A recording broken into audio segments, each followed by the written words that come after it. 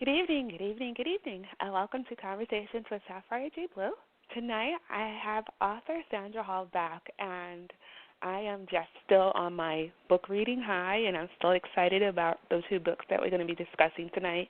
Of course, I was begging author Sandra Hall for part twos. You know how I do if you listen to my show. If this is your first time listening to the show, I love series, and I go crazy with the characters. So I was saying to author Sandra Hall, and the two books tonight we'll be discussing are Just to See Him Again and also Magic Moons. And they're both novellas, so you can pick them up. You could probably read them on a day you're off or on a Sunday afternoon or a Saturday afternoon. They're both less than 100 pages, and they both have you going. Each time I was reading one of the books, I looked at the bottom of my Kindle and I see like I'm on 45%, I'm on 60%. I'm like, wow, am I reading really that fast? And it's just that I was just so channeled into the characters that it just seemed like time just got away from me. Welcome, author Sandra Hall. Hello. How are you tonight? I'm doing just great. Well, first I want to thank the author for coming in tonight. She will also be back next Saturday afternoon. So we will have two shows with her. Today I chose one book. I chose two books because they were novellas and because I didn't want to take on something that was a lot of pages and not be able to finish it and not be able to give the book its justice. The first book I think we're going to talk about tonight is Just to See Him Again. And okay.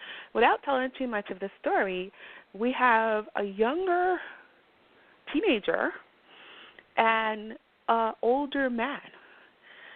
Where did the inspiration come from this story? Well, actually, it was actually another type of story I was sort of wanting to write even in the beginning. It wasn't going to really be a love story. It was more about a young girl's misspent youth. But as I was writing it, I started liking Benjamin. I wanted him to be more of a likable guy, and I think I must have fell in love with him myself. So that's how the story ended up being what it was. I don't think I really wanted. She was 18. He was already 40. So I was like, that's kind of. Some people might say, well, it's nasty. Some might say, well, she's an adult, he's not, But I was thinking, like in, what was it, Jane Eyre, she was 18. Mr. Rochester, he was 38, something like that. And, those are timeless novels that everyone loves. It's a beautiful love story, tragic and all that.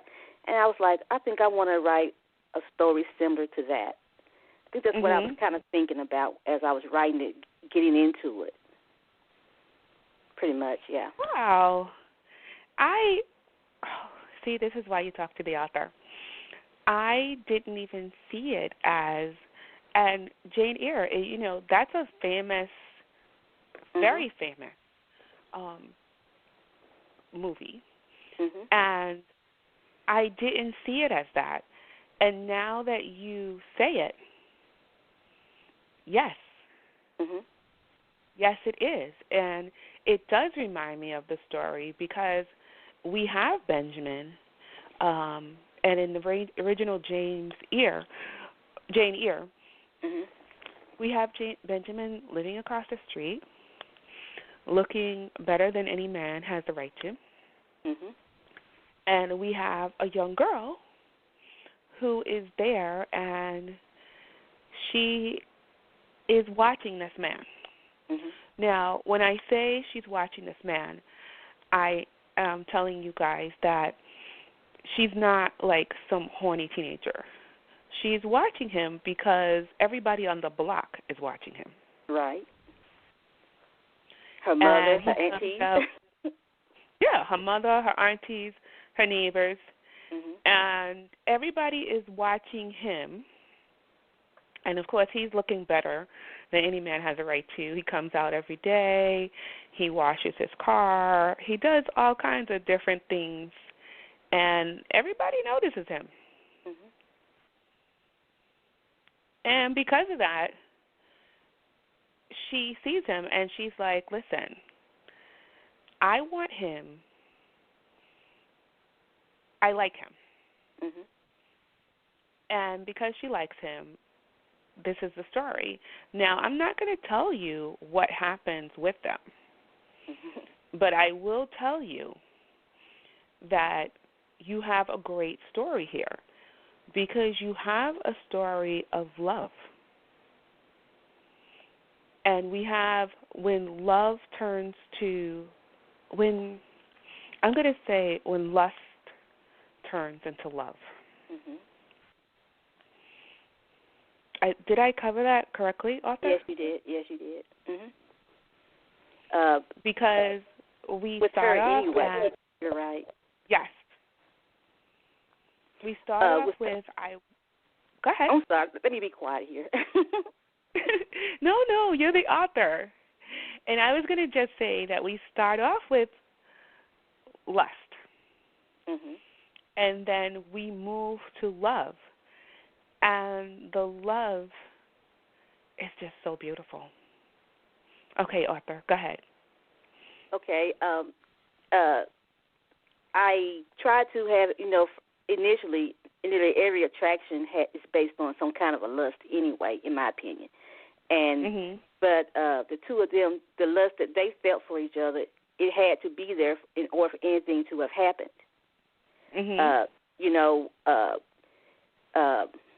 Josie, that's her name. She more or less was a young girl who was somewhat promiscuous, even though she hadn't actually done the deed yet. You know what I'm saying? And her mother had allowed her to be a certain way, not really guiding her, but something in her held her, back from making that, crossing that one line, And so when she sees Benjamin, he's just a man to her. She after hearing her mother and her auntie saying, "Oh, he's a natural man. He's a man's man." And so a young girl of what, she's been hearing that, for the last 8 years or so. And so with Benjamin, it never would have happened if she hadn't did what she did at those two special moments in his life. So. I tried my best not to make him into a dirty old man, I realized that at his age, but at the same time, there was extenuating circumstances into which why he would actually look at someone as young as this young girl. In reality, at 18 they say you're an adult, and so she was legal. And she knew what was in her heart. And so it just went on from there.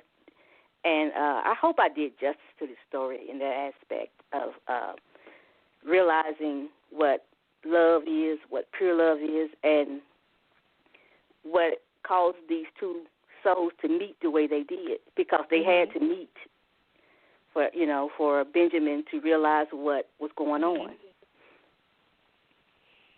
I don't see it. I don't see Benjamin as a dirty old man. So you can get that out.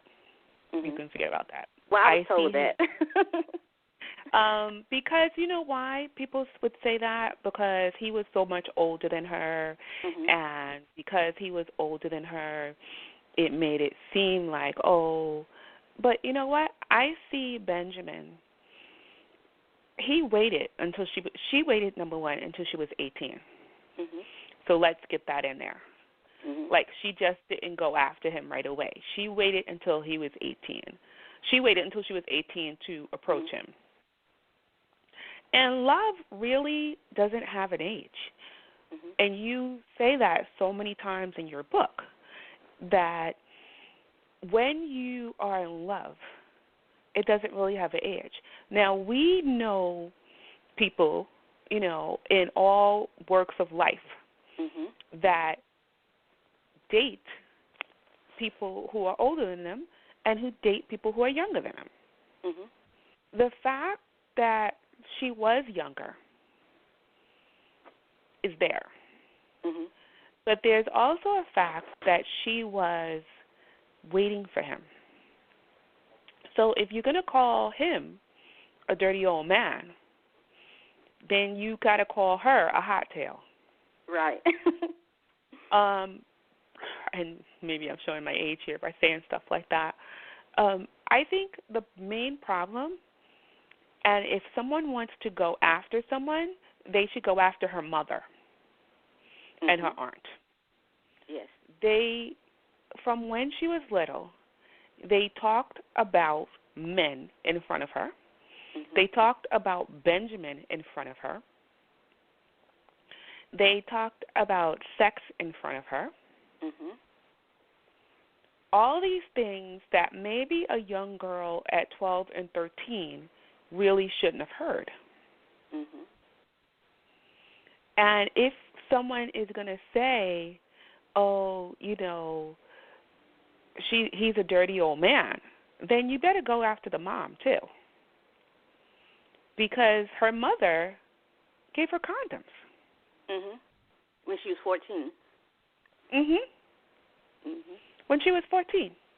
Her mother would throw boxes of condoms on her bed and tell her, you just better not come home pregnant. Right.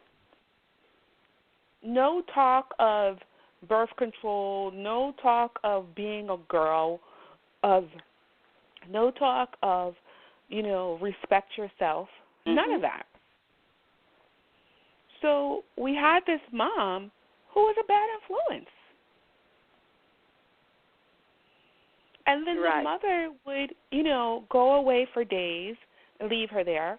We saw no part in the story where the mother went away, but she went to stay with the aunt. She stayed home by herself. And it was a pattern. So people who go after you saying that he's a dirty old man need to really think about the mother. And say to themselves, maybe the mother should have raised her better. You know, but this is a story also. Right, exactly. Right. Remember, it's not real. But yeah, exactly. And I try to, you know, put in there where how this young girl is going to really be attracted to someone so much older. Well, you know, young people are attracted to older people all the time, but to the extent that she had, for 2 years, she had been playing in it, you might as well say. You know, and, you know, and like she would ask her mother questions like, well, what makes a woman a good woman? You know, she was trying to, you know, is it because she gives to the poor? Is it because of this or that? She was told her to shut up and quit talking crazy. You know, that kind of stuff, you know. So she was... she really, I think Benjamin was stability. Yeah. You know, he was a good man. You know, she was looking for someone to have some kind of structure in her life. You know. And her you mother. Know, go ahead. He would go to work, come back. You know, he dated women and all that. You know, he's a regular man. You know, but you know, of course, there was a problem with him. You know, and so I think, you know, and you know, her dad wasn't there, and so. Maybe him being older had something to do with not having a dad growing up. I don't, you know, things like that. You know, I didn't get into it. You know, but you know, in reality, when things like that happen, you have to wonder why some people would seek this path that normally people wouldn't. You know, so I was trying to put little things in there. You know, it was a short story. You know, but you know, I didn't want to bang it all over your head and say this is why this happened and this is why that happened. You know, draw your own conclusions between the lines. Sometimes that's a little too much. And sometimes authors put in all that stuff, and I'll say it. It doesn't really, people don't really care. They want the story. They don't, sometimes you care how people get where they are, sometimes you don't. This story, draw your own conclusions. I'll put it that way. Yeah. Draw your own conclusions on how, why, whatever. Now you say to yourself, here's this young girl with this older man. What's going to happen? I draw the conclusion that he was stability. Her mother really had nothing going on in her life. He was something, they watched him. Her family told her he was a good man. He was a natural man. The story could have went so many different ways. It could have went, he wasn't attracted to her. He didn't want to be bothered with her. But he said he noticed her. He noticed she was a woman. He noticed that she was entertaining boys when she had no business. And he told her that. Mm-hmm. And he noticed, you know what? I guess it was kind of like, I'd rather it be me, somebody who's stable, than she get into trouble with some no-good boy. Mhm.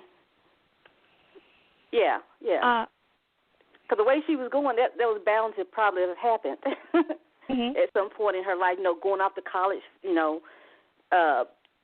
always thinking about she wanted to be close to a man, and she wanted this certain kind, And then when she got with Benjamin, she got everything she wanted, even though she didn't know that's what she had wanted the whole time. That's it. So you give us a story of lust turning into love. We do experience some jealousy here. We experience from Benjamin, from Carrie, from her mom. We experience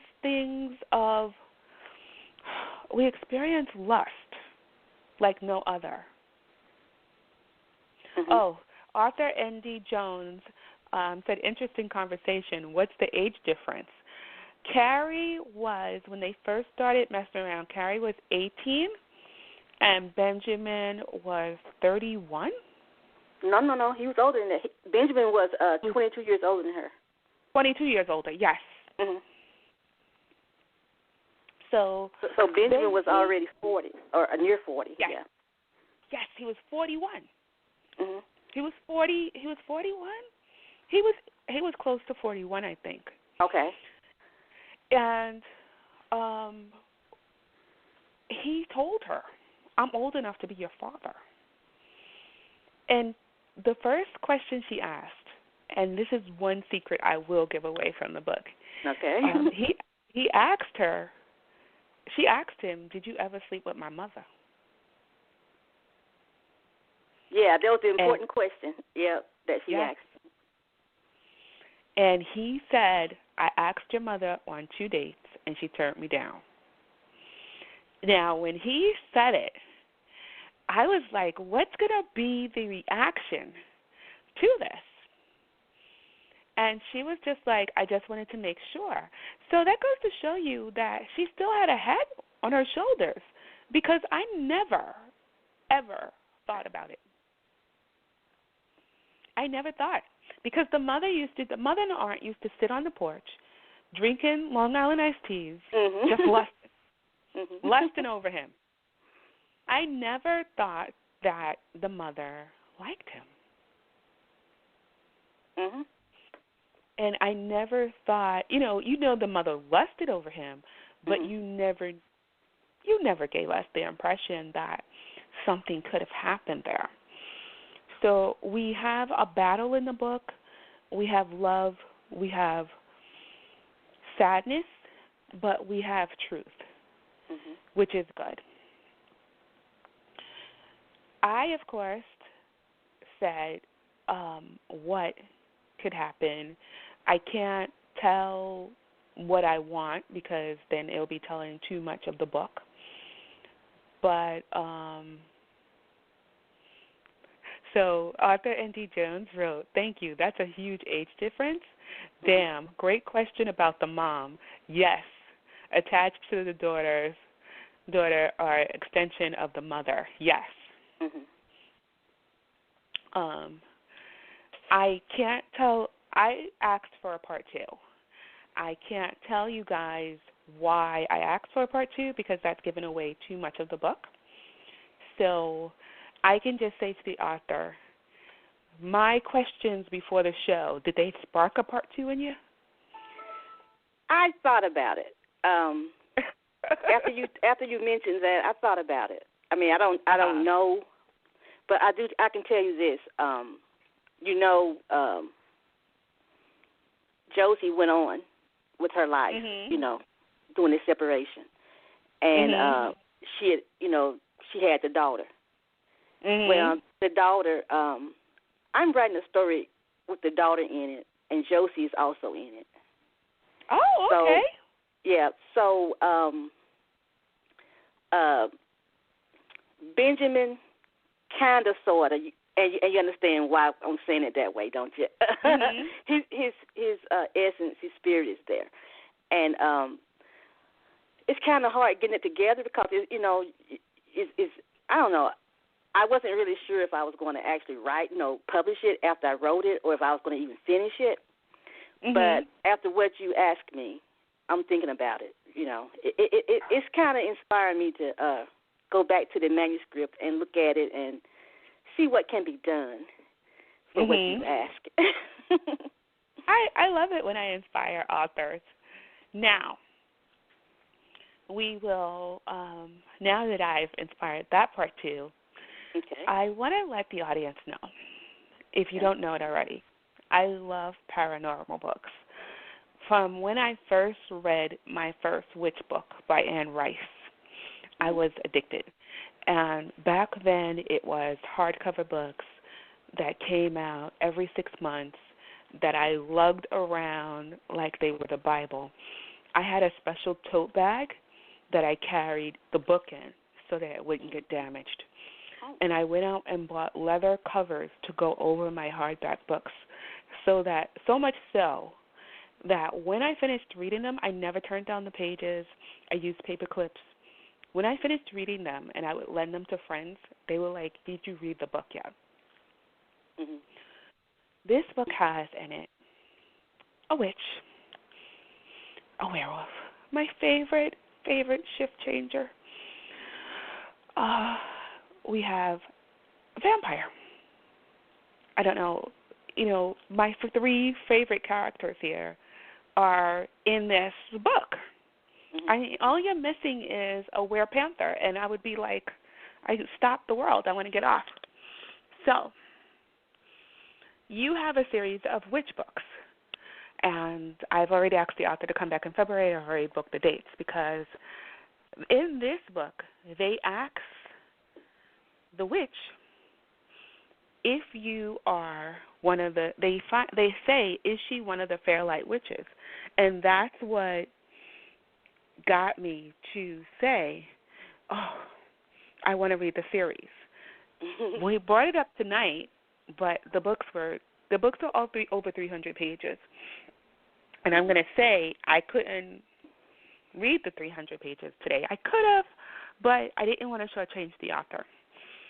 So let's talk about the second book. Tell me where you got the idea of Magic Moons. Now, I just want to let you know, I love this book with Sherry, and the author said that she started not to release this book also. Let's talk. Okay. Actually, it started out, I had wanted to do it more Gothic-like, but as I was writing it, I realized that wasn't my forte. So I left it alone, and I said, well, let me make it modern. And as I was writing it, I realized it was kind of paralleling another book I was writing. And so it was hard to write it because I had there was 2 other books that I was thinking of as I was writing. So well, let me rephrase that. I had 3 books I was writing at once, and the witches. Okay, she's not a Fairlight witch, but in the Fairlight novels, there are Fairlight witches. So what came out of Scarlet was Magic Moons, and from in Magic Moons, Scarlet, her name is Cherry. So, but her love interest is the same as the guy in Scarlet. I mean, I'm totally confusing you, I'm sure, but no, because I'm going to read Scarlet, so go ahead. Okay. But anywho, it was just Magic Moons was my first attempt at writing a paranormal. That's the bottom line. Is my first attempt at it, and the reason I wanted to write a paranormal was that I love watching them on television, and I had got started on a series by an author that she let me down. I mean, you know how you're reading a book or watching a series, and the characters don't remain true to what you've been used to. Mm-hmm. So I said, let me go ahead and just write my own stories and that's going on in my head, and I just write those stories and see what happens, you know.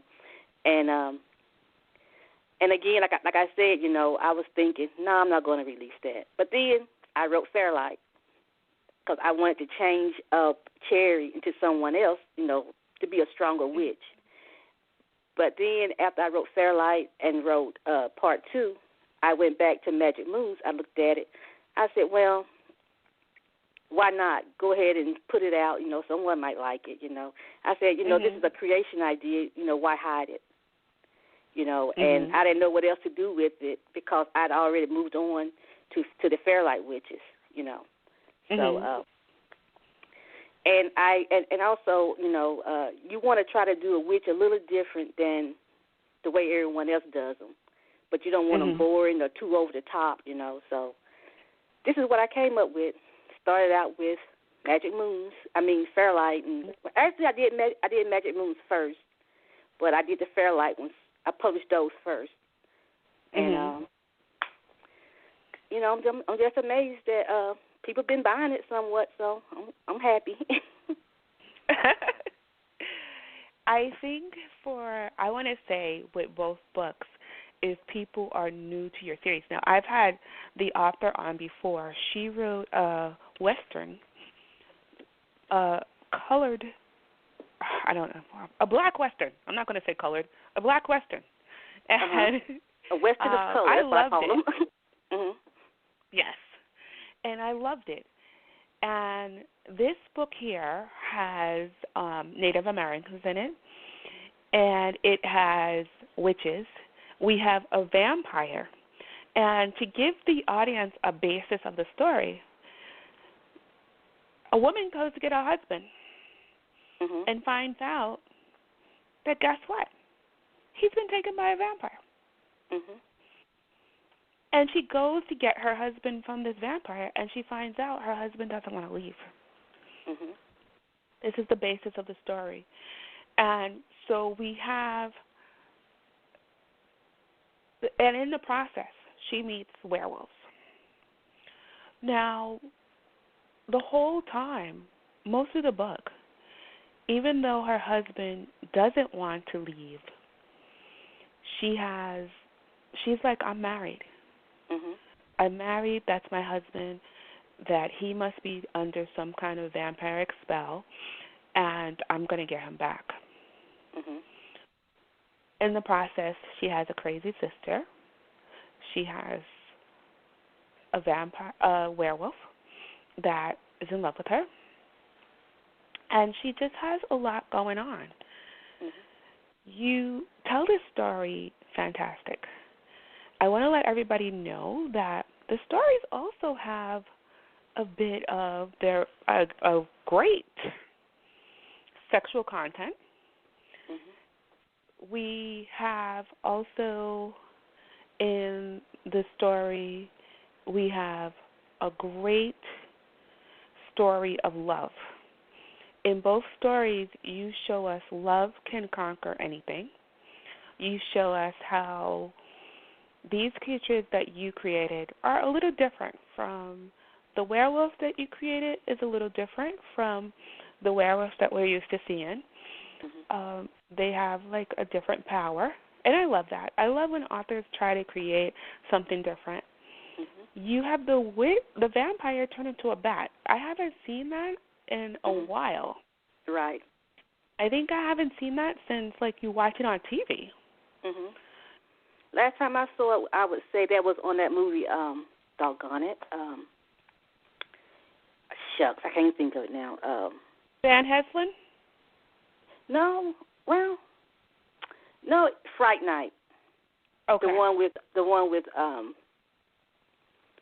Chris Sarandon in it. He was a vampire. You know, yeah. he turned to this big bat. Yeah. Mhm. And I guess maybe somewhere in my mind that was still, you know, floating around that a vampire can turn to a bat. Right. Because a lot of times authors don't put it in there anymore.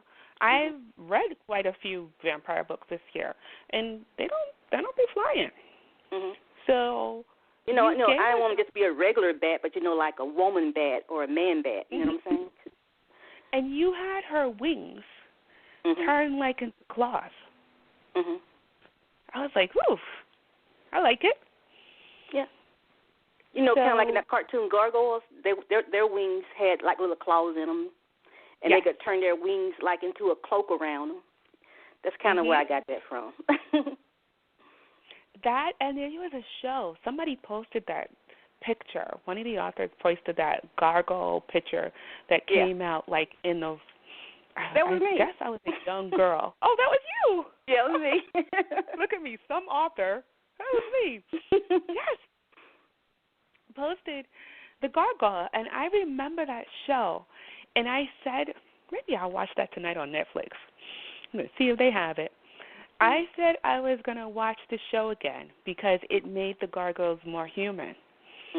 And to compare the show to your book, you made all the characters human. Even though we hated them, we still felt something for them. We felt the compassion. We felt the compassion for the werewolves. I'm just going to say it right here. Oral sex with a man who's turning into a wolf. I just want to say. He didn't turn all the way. He didn't turn all the way, but come on. His tongue probably elongated. She screamed like no tomorrow. Thank God this is an adult show. I was like, whoa. I wanted to post it, but then I was like, I got some younger girls that are my friends that are on the show, Yeah. I said, might be a little too much for a Sunday afternoon. But I was like, go. Because she said she saw him changing. And then she was just like taken over by the spirit, as we can say. Woo. But I like it that she wasn't afraid. That's what I liked because it showed that she was, how can we say it? She wasn't a scaredy cat. She was a witch. And she wasn't afraid of anything. And I love strong women characters. Each one of the characters in your book were like, bring it. And I feel that is what is so great. When you have characters that tell you, bring it, when you have characters that tell you, I'm not afraid, was in the first book, did I feel like, okay, she was a little disrespectful to her mother? Maybe. But you know what? That's only because I have a 21-year-old. Yeah. Her mother was also disrespectful to her. A lot of times, I think, as parents, when we have children growing up, we say stuff in front of them and do stuff in front of them that we feel, they're growing up, they can handle it. And I felt with the mom that, you know what, you made her grow up too fast. Right. And, it's like, Andy Jones's daughter discovered gargoyles today on YouTube, and she's gone crazy. And it's funny because she's listening to the show. Her daughter is a great artist also. And it's like you made the women strong, and you made the women have no fear. And it's so important because we have to have strong women characters. We have to have women characters that are like, you know what, bring what you have for me. Yes, I am a young girl, but guess what? I'm going to be a woman. I'm going to go to college. I want to choose who I share my body with, and I want it to be an older man. And I see nothing probably wrong with that because she was headed to such a bad life if it wasn't. She was, and she was fooling around with young boys. She wasn't going all the way, but she was still doing it. Exactly. And something was bound to happen. And she said to her mom, she said, you let me bring boys in my room when you knew what I was doing, and you never said anything. And I felt like she was saying to her mom, you let me bring those young boys, but now that I've brought a man in here who is responsible, who has a job in case anything happens, because her mom just throwing condoms at her was not responsible. Right. So I'm with someone now who is more responsible. I'm with someone now who cares about me, who has respect for me, because he never did anything disrespectful to her. Never. You never showed a disrespect. He always respected her. He always showed that he cared. And he always was just like a nice guy. Yeah. So you showed us that, you know what, he might be older, but he's a good guy. And sometimes you have to take the risk. Now, we have in the second book, Magic Moons, he's younger than her. What made you flip it? Wow. I think it was because she was a lady of, I think she was 41, 42, something like that. And she had been married 13 years, something like that. And I just felt like the years that she spent with her husband, so many were probably wasted. They had gotten older. And I just felt like this would be something fresher for her. And also maybe something for her to stop and think about, what if the issue comes up, he wants to have kids, she's already 40-ish, and, he's still, just in his early 30s or whatever. I can't remember exactly how old he was now. He was in his early 30s. And she was already 40. But like her sister said, she's a witch, so she wasn't going to age. Right. And she would look. Go ahead. She was going to probably still look the same age for the next 20 years, I think she said, And but he was going to age, so maybe for a little while they'll probably look about the same age for a little bit, Right. But I think one of the things that I like to think about is that age doesn't really matter, whether it's an older woman and a younger man or vice versa. Love is just love, and if your age matters, I'm not saying that if you feel like age difference matters, it matters to you. That's cool, that's fine. But if someone else can handle it or think they want to try it, go for it. But I really don't know why I do that about the age difference. But except that, I think when women get to be a certain age, and let's say your husband doesn't like you anymore, doesn't think you're attractive, I think a younger man coming up around you would make you feel more sexy. More so than an older man will. I think if I had made him an older man, I don't think I would have felt as excited about it as introducing, even if he was still fabulous looking, But he's still an older man. I don't think she would have been that excited about him, But they just how I looked at it. You see a brand new, shining, beautiful man. I mean, older men are shining and beautiful too, I guess. But I like them young, I guess. Yes. No, I want to say that you making him a younger man was perfect for the book because, and I'll give you a because here, because her husband left her. Mhm. And in the book, we see that her husband left her by choice. Mhm. It wasn't that he was bewitched. Right. He left her by choice. Mhm. And she's told that. And when you're told your husband left you by choice, and a younger man now is attracted to you, Mhm. that's good. Mhm. Because that means you still got it. Right. Right.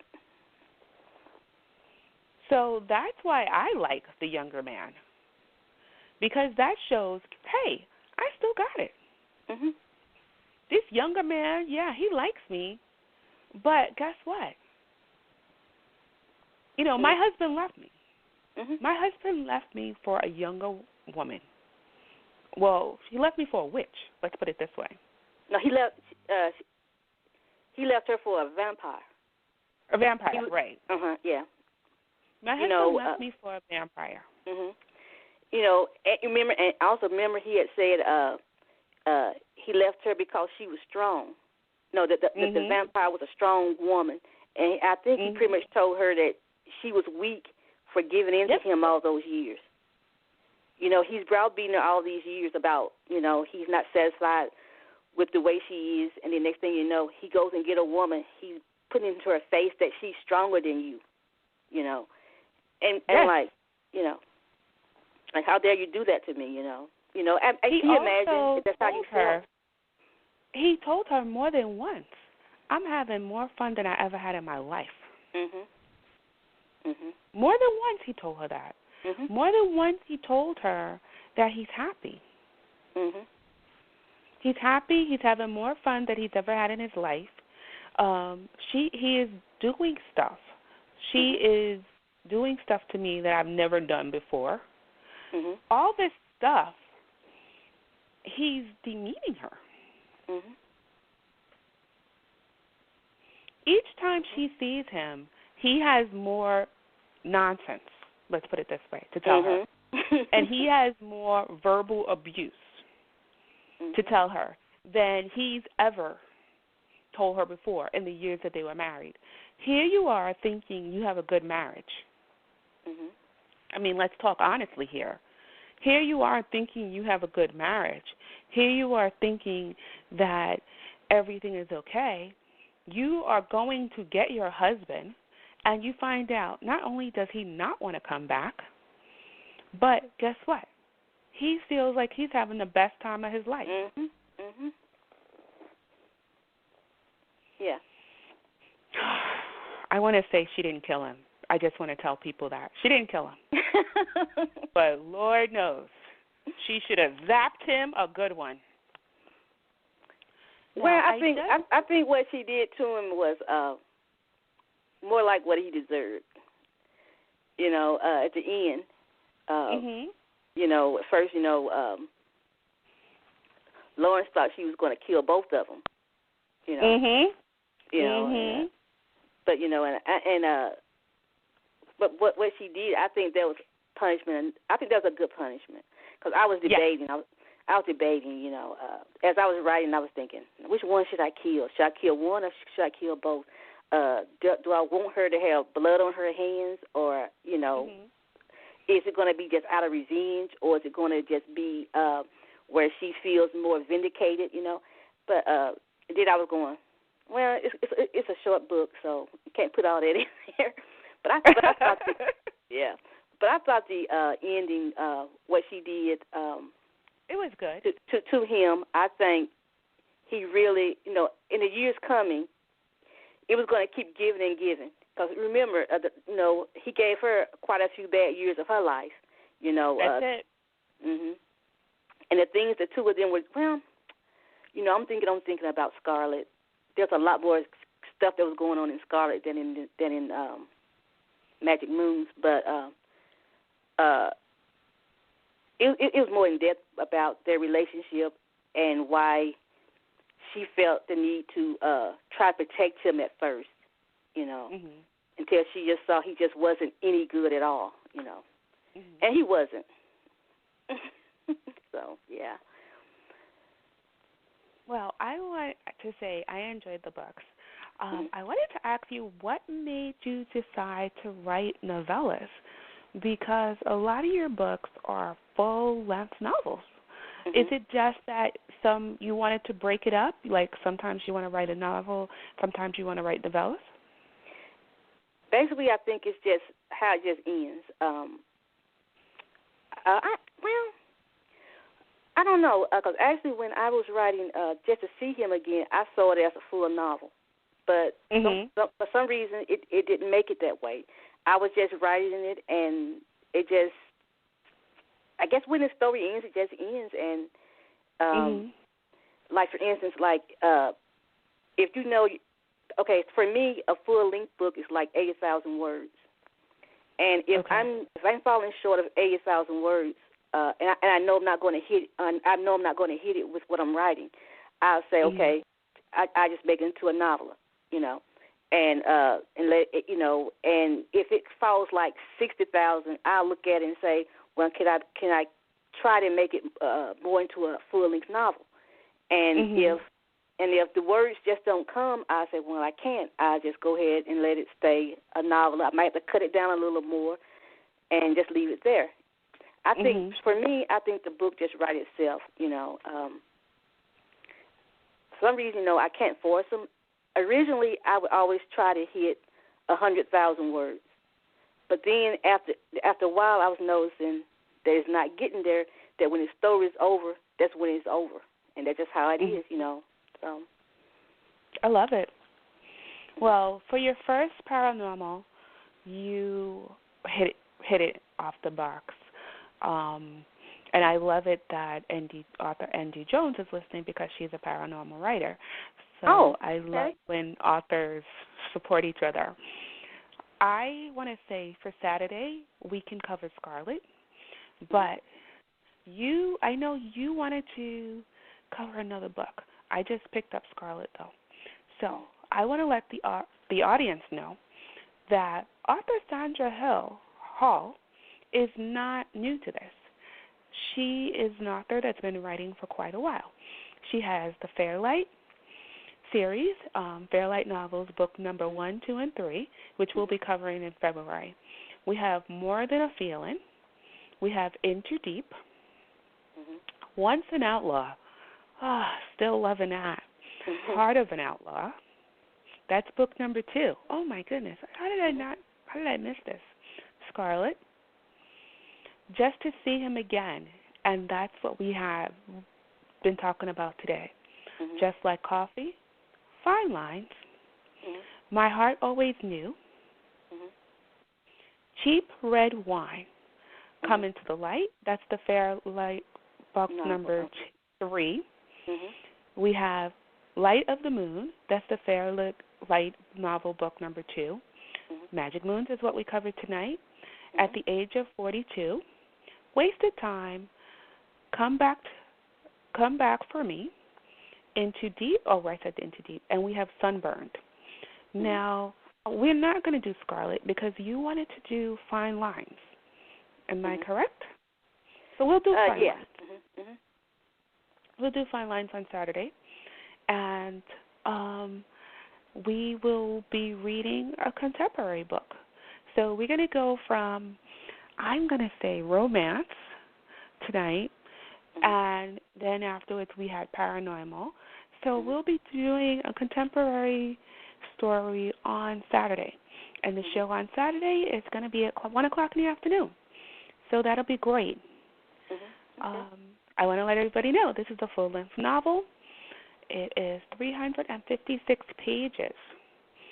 So I'm sure we will have a lot to cover in the hours.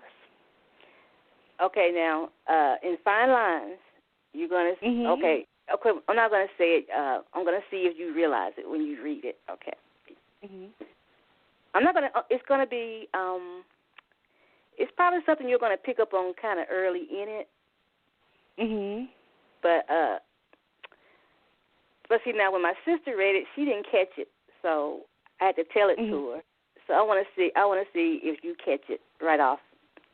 I'm not going to say what it is.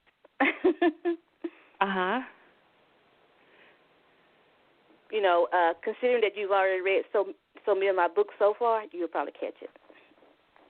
Ooh, all right. I'm excited. Okay. I want to thank everyone for listening tonight. I want to thank you for spending your Sunday night with me. The author knew she was on Saturday, but I was like, no, I have you at my book for tonight. Do you want to come on for tomorrow? And she was like, sure. So I always love it when authors, like, kind of adjust to my crazy books. And I usually send out reminders a little earlier, but sometimes I get, like, so caught up. So I want to thank the author for taking the time to come out. She will be back next Saturday. We will have a great time. As always, I want to say read, read, read. I played the song, or the spoken word, Beautiful Today, by author Eric Crow-Draven, because in both of the books, the men loved the women, called them beautiful, and always in both of them told them how beautiful they were. And I thought that was so fitting. You know, and the thing about it is, I'm sorry. Yes. Go ahead. No, go ahead. I'm sorry. No, I'm sorry. It's time for the show to end. I shouldn't be trying to bring up other things. 6 minutes. Talk on.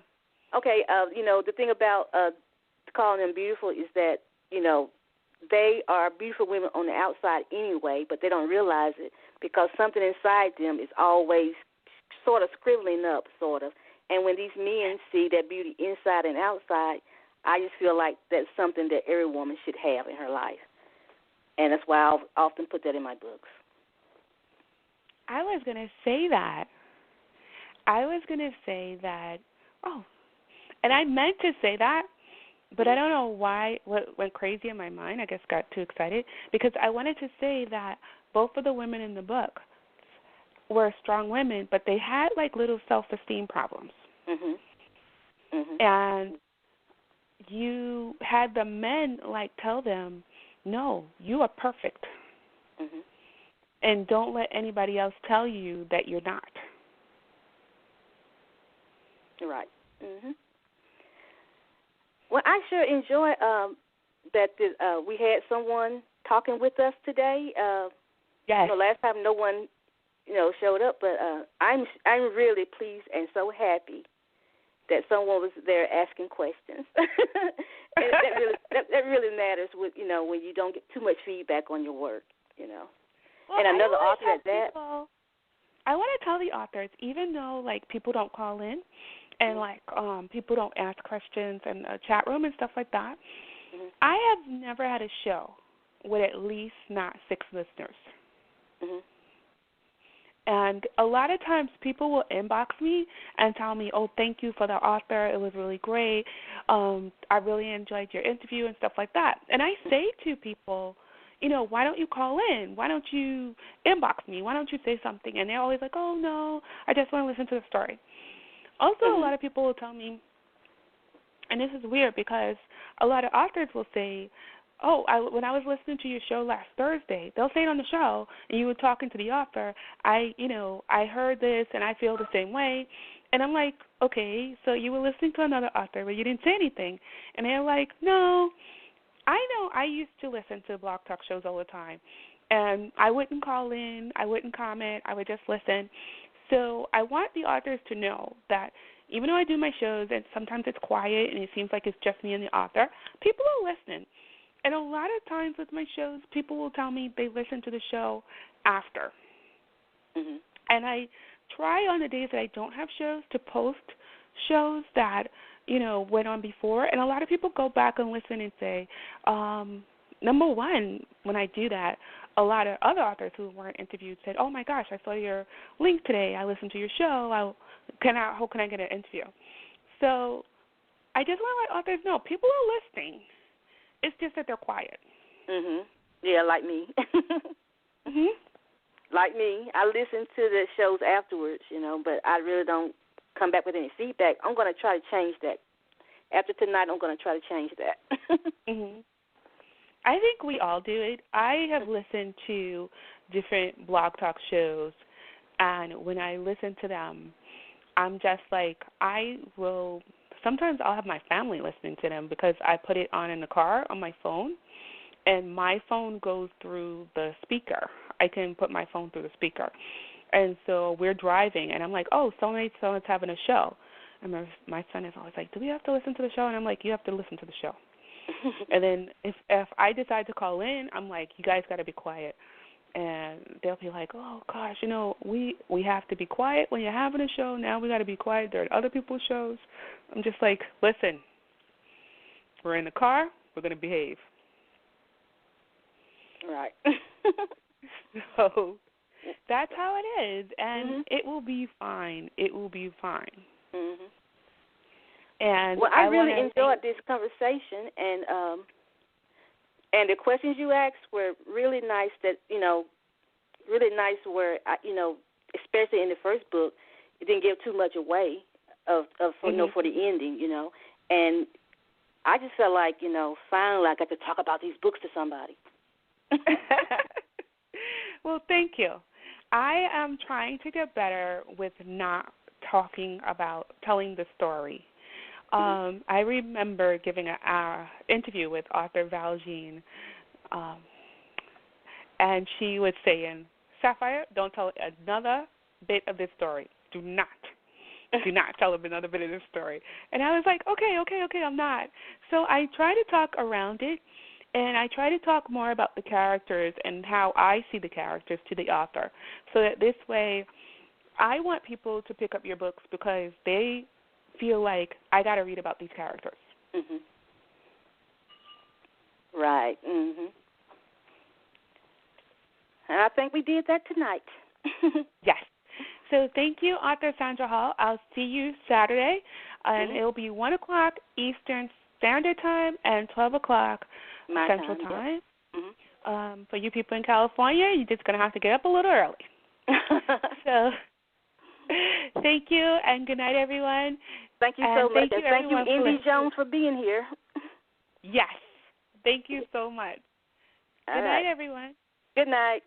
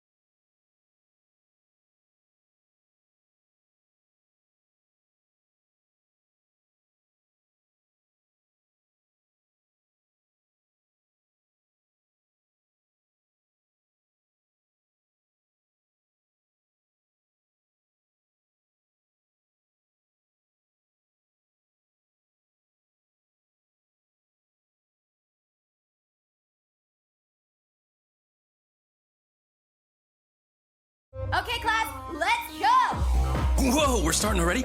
Step to the left, no to the right. Oh, now back. How are they lunging like that? Turn around? How did I let Jen convince me to come here? Wait, now do what? How are they doing that? You know what? I'm just going to pretend I know what I'm doing in this class and have fun. Fearless is being the only newbie in class. That's the power of the Blue Cross and Blue Shield Federal Employee Program. Learn more about our healthy benefits, tools, and wellness programs at fepblue.org/getactive. Blog Talk Radio.